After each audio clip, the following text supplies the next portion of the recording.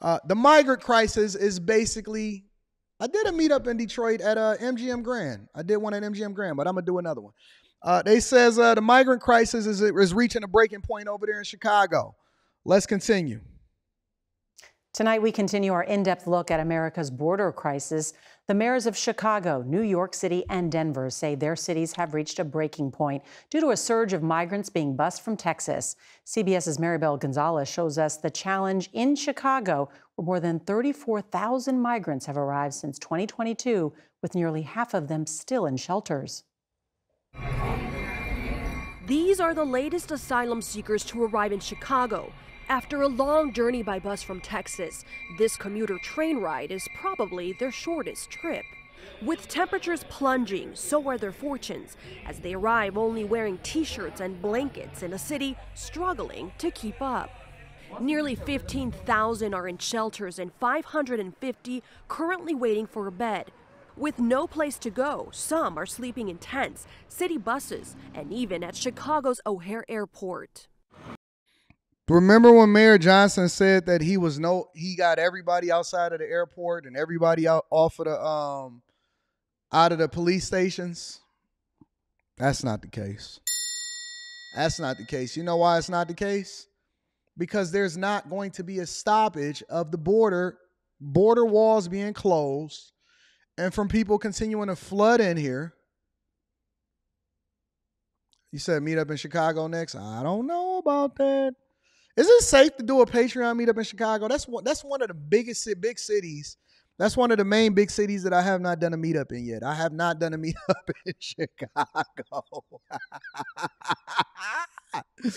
It's one of the cities that if I do a meetup in Chicago, are we gonna be safe from the crisis? Is Brandon Johnson and Tiffany Dalton gonna send their goons over there to come and address us? Because you know the city of Dalton and Thornton Township is only a hop, skip, and a jump away, right? I don't want Tiffany and Brandon sending their people over here to come and talk to me. I said, nah, abandon Chicago. As long as we have our borders open, and I don't know who it is that's lobbying so hard and sending so much super PAC money to make sure that our borders stay open, there will continuously be migrants sleeping in the airport, in the streets and tents, in front of the Chicago police station. It's a fact. Pastor John Zayas has been on the front line since the first bus arrived in August 2022. He's part of a 17-church citywide unity initiative to find migrants temporary shelter. The issue is that it's coming so fast. And I'm starting to see this guy right here. I'm starting to see this guy right here on every single news station that does anything as it relates to migrants. This pastor right here is getting so much visibility. I mean, he getting so much visibility, and I don't know what this is. When I first noticed him and he had started hiring migrants and he was saying that his church is overflooded and they had to stop taking donations because they're getting so much in donations from people that's supporting the migrant crisis, I'm like, interesting. Maybe he's just a good, sweethearted spirit person. But I'm starting to see this guy do more interviews. I've seen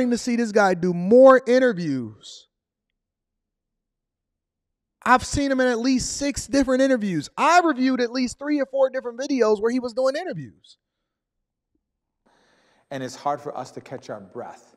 Many, like Jason Urdaneta from Venezuela, end up here, sleeping in tents, braving the cold temperatures. He was a mechanic back home, but says that wasn't enough to live on. Luckily for him and the others waiting, their chance for a warm bed is here.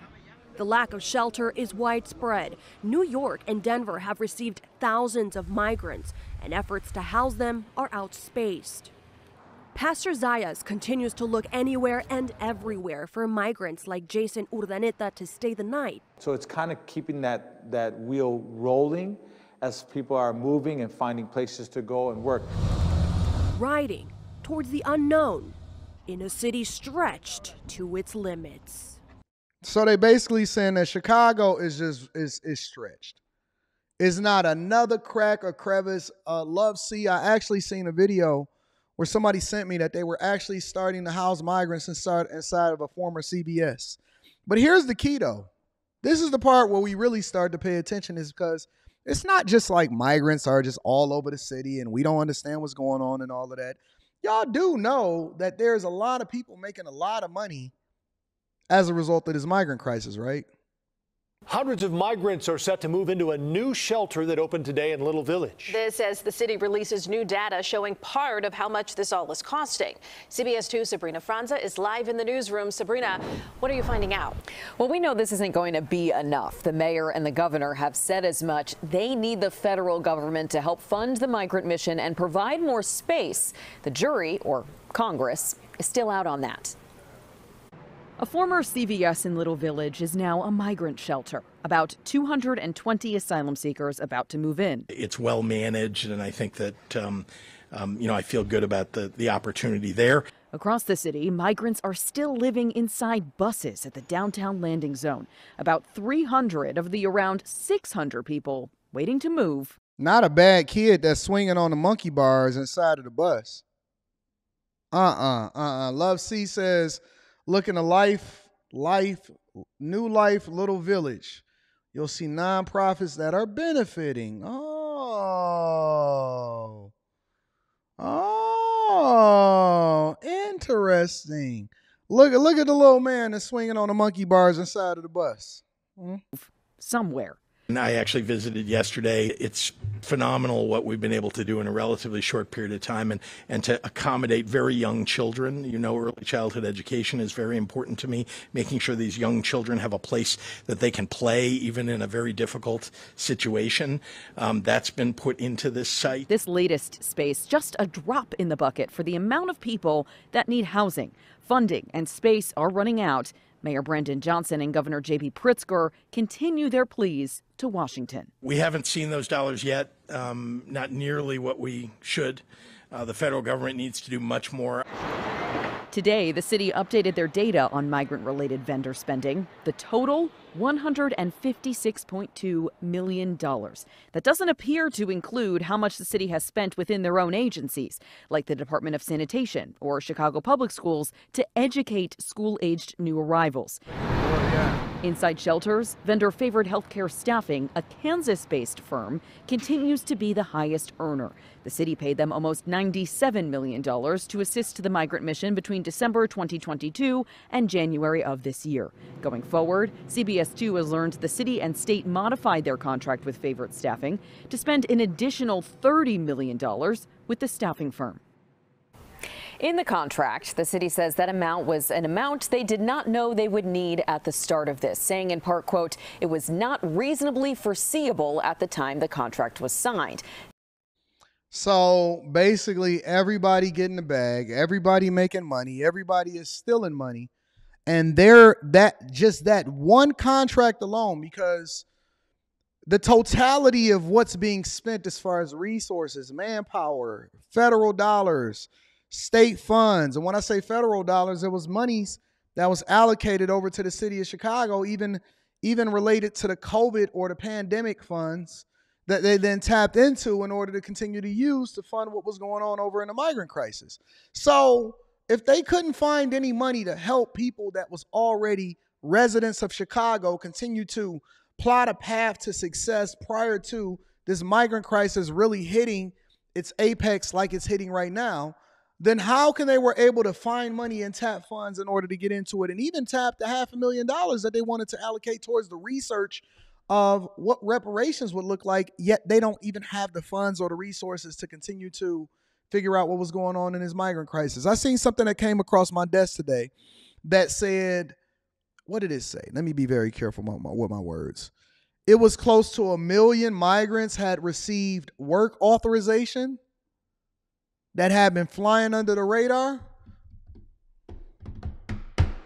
One day we're going to get to the bottom of this. You know what I fear? I fear that we won't really understand the implications of our actions until 10 years from now. That's my biggest fear, especially regarding this migrant crisis. Because we didn't really, when we voted Obama into office, and when I say we, I was a culprit in that. And, I'm going to be transparent. I don't know. Let me see. 2008, I was suffering. I was making a decision based off of my family. And then also on top of that, I was broke. I showed y'all what my budget looked like. And I was just looking for some hope. And they played off that hope for me, right? And they played it well. And, that combined with identity politics from older people. I voted for Obama his first election in the office, and I voted for Obama and Joe Biden. And I voted based off of the idea that we needed somebody to come in and solve for the conflict that was happening as far as the economy that was going on in Detroit. And so a lot of people don't understand is that local politics and national politics went hand in hand like that, especially for us in Michigan, because we were suffering. And I mean, when we suffering, I'm talking about we was losing jobs. We was hemorrhaging jobs like crazy.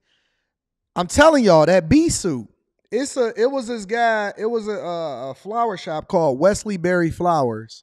And people were literally lined about the door in order to get into that bee suit. And so I voted for him, and we got Obama in office. But that was in 2008. And then by the time 2018 came, I realized that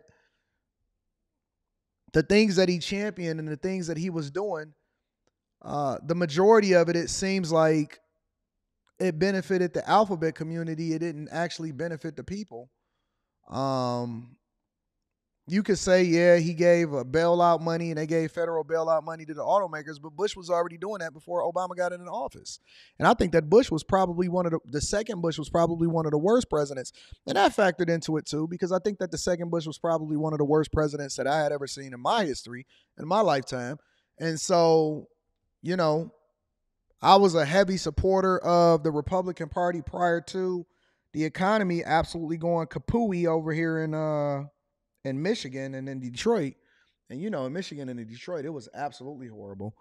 And so we didn't understand the repercussions of our actions until well after Obama had left out of office.